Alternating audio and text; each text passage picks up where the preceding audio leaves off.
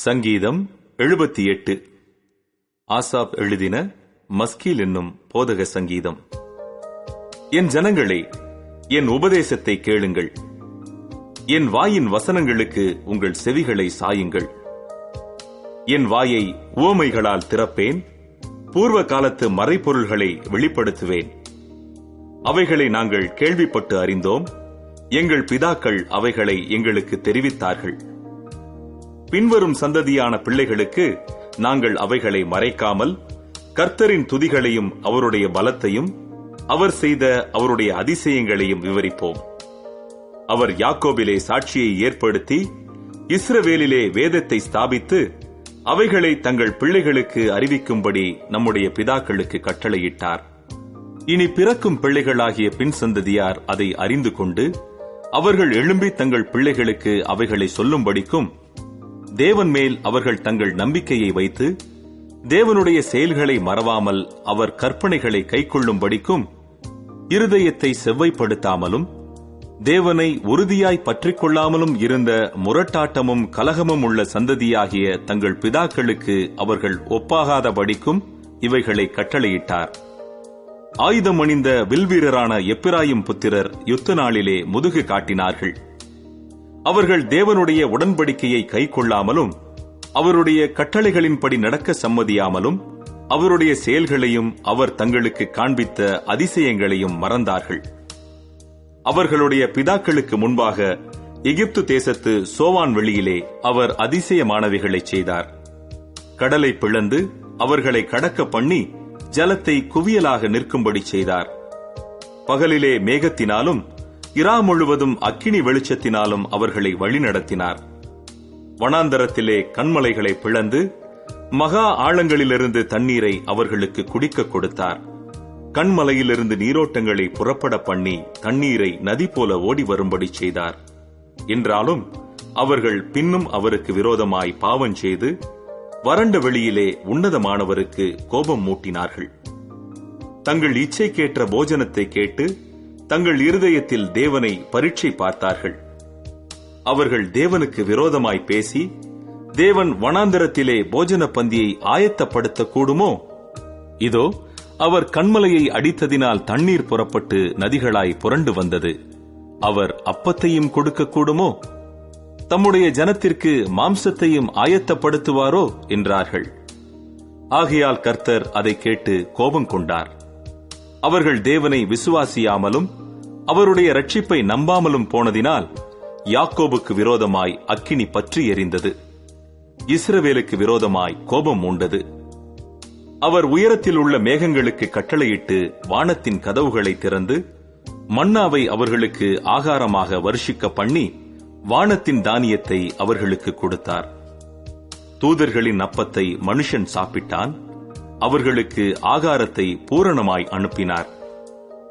ஆகாசத்திலே கீழ்காற்றை வரப்பண்ணி தம்முடைய வல்லமையினால் தென்றலையும் வீசச் செய்து மாம்சத்தை தூளத்தனையாயும் சிறகுள்ள பறவைகளை கடற்கரை மணலத்தனையாயும் வருஷிக்க பண்ணி அவைகளை அவர்கள் பாளையத்தின் நடுவிலும் அவர்கள் கூடாரங்களைச் சுற்றிலும் இறங்க பண்ணினார்.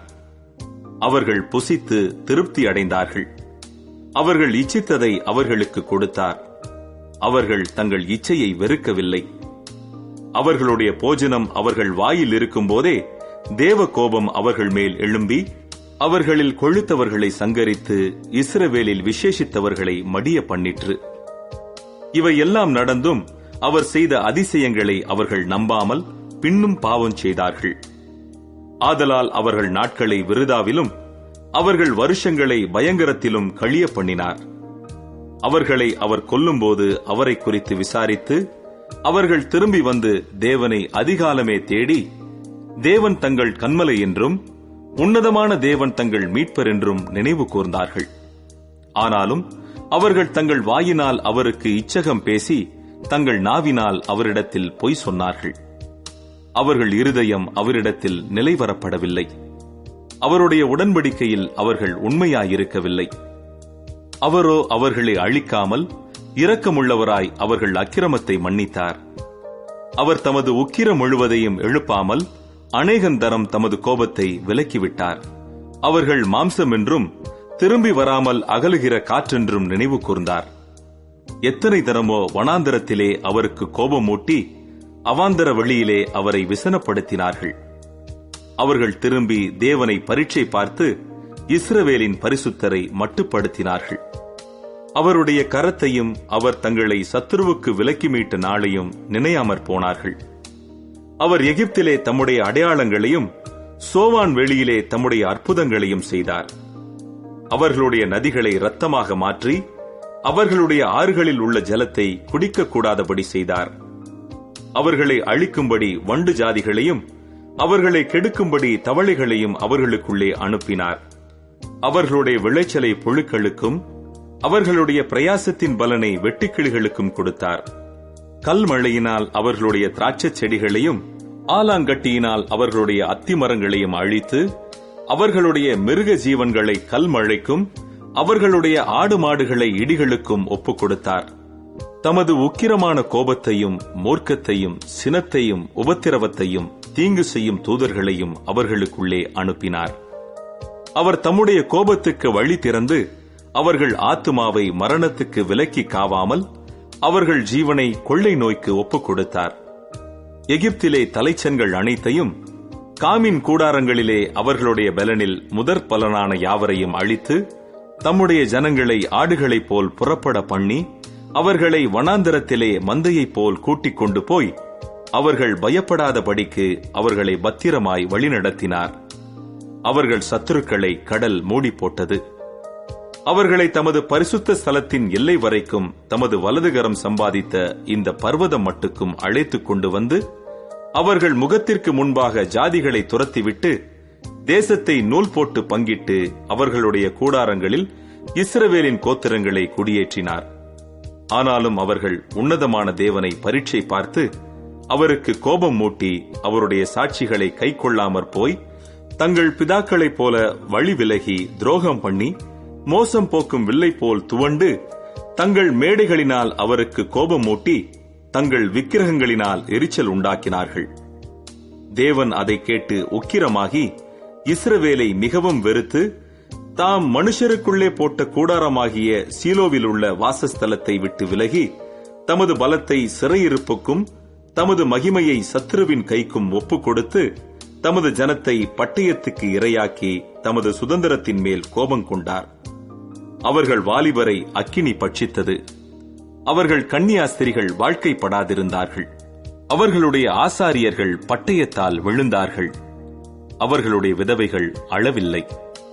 அப்பொழுது ஆண்டவர் நித்திரை தெளிந்தவனைப் போலவும் திராட்சரசத்தால் கம்பீரிக்கிற பராக்கிரமசாலியைப் போலவும் விழித்து தம்முடைய சத்துருக்களை பின்புறமாக அடித்து அவர்களுக்கு நித்திய நிந்தையை வரப்பண்ணினார். அவர் யோசேப்பின் கூடாரத்தை புறக்கணித்தார். எப்பிராயிம் கோத்திரத்தை அவர் தெரிந்து கொள்ளாமல் யூதா கோத்திரத்தையும் தமக்கு பிரியமான சீயோன் பர்வதத்தையும் தெரிந்து கொண்டார். தம்முடைய பரிசுத்த ஸ்தலத்தை மலைகளைப் போலவும் என்றைக்கும் நிற்கும்படி தாம் அஸ்திபாரப்படுத்தின பூமியைப் போலவும் கட்டினார். தம்முடைய தாசனாகிய தாவீதை தெரிந்து கொண்டு ஆட்டுத் தொழுவங்களிலிருந்து அவனை எடுத்தார்.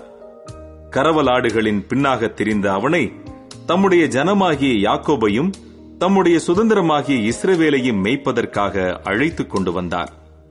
இவன் அவர்களை தன் இருதயத்தின் உண்மையின்படியே மேய்த்து தன் கைகளின் திறமையினால் அவர்களை நடத்தினான்.